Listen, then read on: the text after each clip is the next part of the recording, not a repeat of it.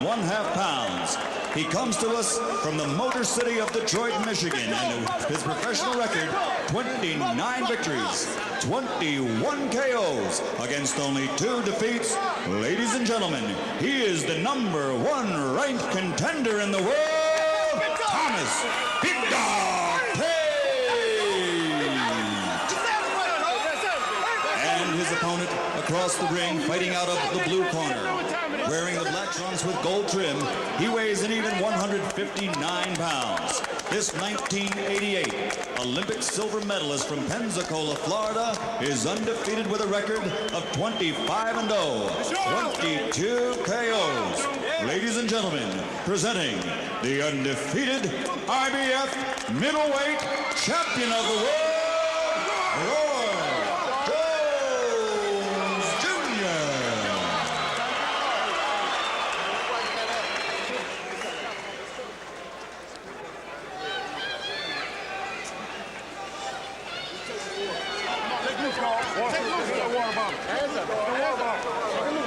Shake it loose. Come on. You got to all be loose. Come on. Shake it loose. You got to take this shit, bro. You got to take it. Shake loose, baby. Shake loose. Shake loose. Shake loose, dog. Okay, I spoke to both fighters in the dressing room. I'm cautioning again, obey my commands at all times. Shake, gloves, and good luck. Shake loose, dog. Dog time, baby. All right, we're ready to go. Obviously, Thomas Tate trying to bait Roy Jones Jr. to start this one, but Roy Jones Jr. really didn't mess with that too much. They don't even want to go back to their corners. Roy Jones showing disdain for the annex of Thomas Tate. And we begin round 1. What do you look for early, Al? I think Roy Jones wants to box Tate. He wants to move on him and counter-punch him. That's what he told me when I interviewed him earlier this week, and I think that's what we're going to see. Though he's getting some good counter right hands in already.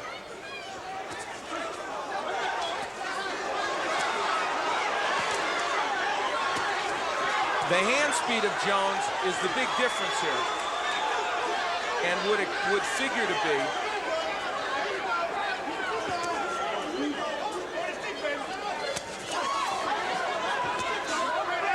Thomas Tate is not a huge puncher, but they feel, he and his camp and Mustafa Muhammad feel, Jones hasn't really been tested much by anybody as a puncher. Bernard Hopkins was a good puncher, but couldn't really land effectively against Jones. Jones has 5 career first-round knockouts. Tate with 3. And right now, Jones unleashing with that right hand. And I think he hurt Thomas Tate with that. Yeah, that back leg, that right leg of Tate wobbling. Well, posturing notwithstanding, this has been a great first round for Jones, and not such a good one for Thomas Tate. You know, you can talk about your opponent a lot, Jones blocking those punches as Tate did, but when you finally get hit by him, it's a different story. Yeah, you got to produce in the ring, and the hand speed of Jones giving Tate lots of problems. Even when Jones is against the ropes in the corner, which is not a place Roy Jones normally wants to be. The hand speed, and you can see it really makes a huge difference in this fight. Well, left hand scored. There's an uppercut as well by Roy Jones Jr. in the black trunks, and another one. Now, Thomas Tate stood up to the punching power of Julian Jackson, who was at that time very much a big puncher in this division. And so far, despite being hit with big punches in this first round, he stood up to the power of Jones, though being dominated this first round. Yeah, it's been all Roy Jones Jr. in the black trunks. And I want to point something out right now. Roy Jones Jr. has a history of fading a bit in fights. In other words, even against Hopkins in the later rounds, he wasn't that effective. So I'm sure Tate is thinking, if I can get through this early barrage, I can still get something done against this guy. So we shouldn't count Tate out early, despite the fact that he is getting rocked with some pretty big punches. Closing seconds of this first round. The first title defense for Roy Jones Jr. Tell you what, though, Jones is showing a better arsenal of punches and a better variety than I have ever seen from him as a pro. The left hand has worked effectively along with the right. And that is the end of round 1. Tate says, you didn't hurt me. But Jones has the scorecard. Good job, baby.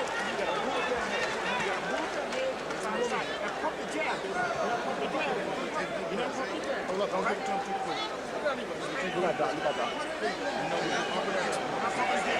stay down. You gotta stay down.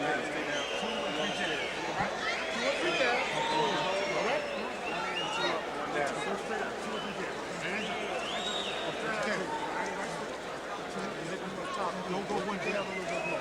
Don't play. I'll set you with a strong shot, okay? I'll just happen a little bit.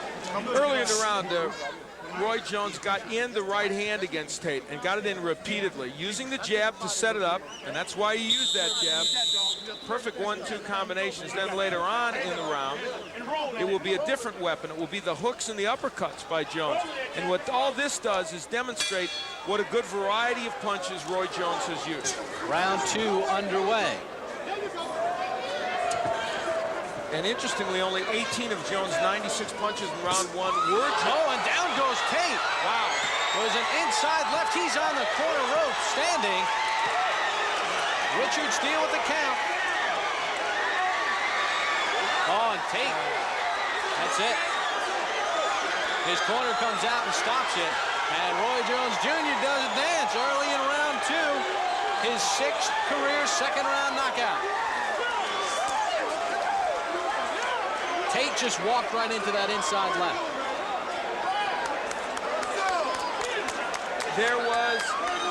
We talked about the variety of punches by Roy Jones.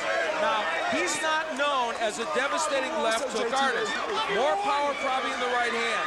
But he was able to crank up the hook, land uppercuts, and do everything necessary. And here's what's significant about this victory. The fact is, no one else has knocked Thomas Tate out before.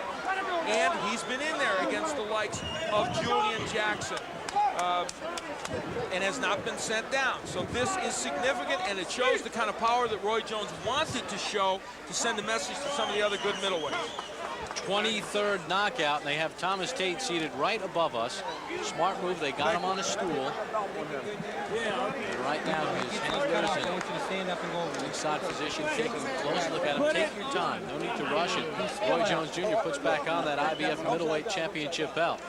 His first title defense was awesome.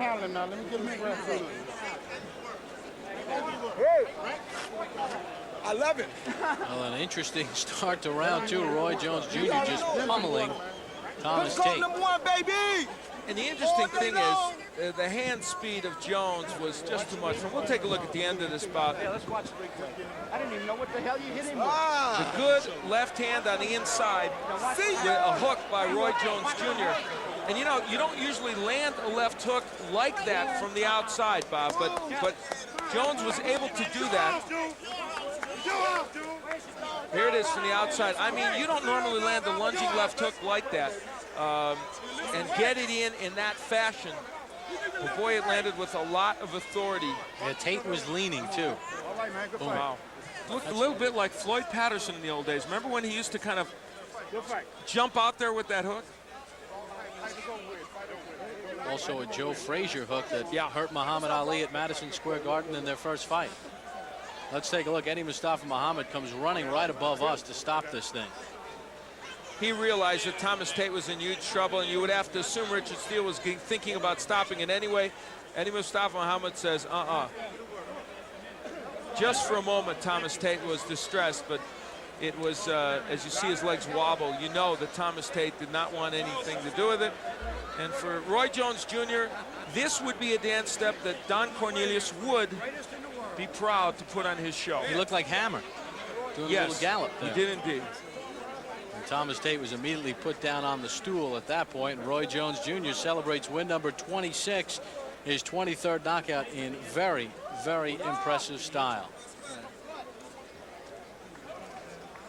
Number 1. Now we take you up to our ring announcer, Michael Buffer. Ladies and gentlemen, referee Richard Steele calls a halt to the bout. 30 seconds into round number 2. The winner by TKO victory, and still the undefeated IBF